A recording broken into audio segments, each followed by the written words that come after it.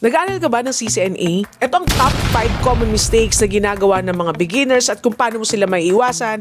Let's go! Mistake number 1, memorizing without understanding. Hindi pwedeng i-memorize mo lang lahat ng mga terms, definitions, configuration, syntax at iba pa na kasama sa CCNA curriculum kasi napakarami niyan. Sabog na nga utak mo, hindi mo pa rin mamememorize lahat. CCNA is all about applying concepts. Anong solution? You need to focus on understanding the whys behind the concepts.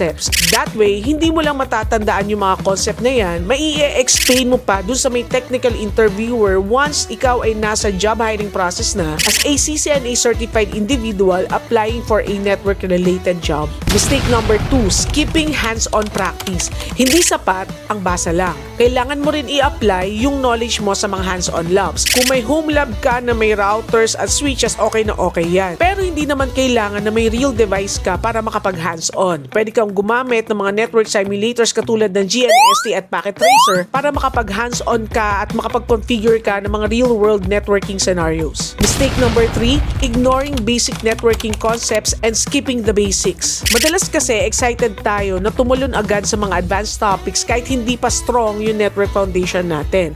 Tapos magtataka tayo kung bakit ang hirap at parang hindi mo maintindihan. Unahin mo muna yung mga network fundamentals mo and slowly build your knowledge papunta sa mga advanced topics.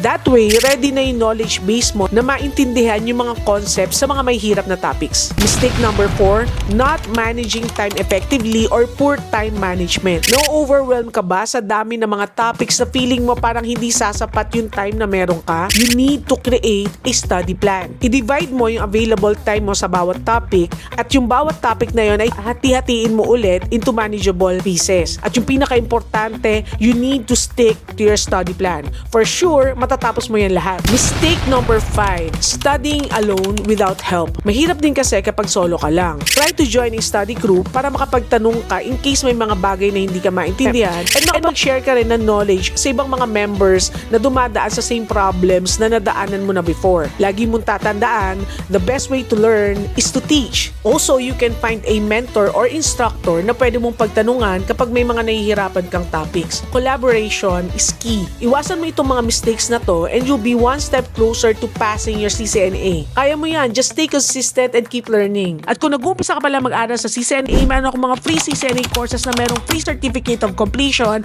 sa courses.mnet-it.com. Register ka lang and click enroll for instant access dun sa mga courses na yon. Don't forget to like, follow, and share for more CCNA tips. Until next time.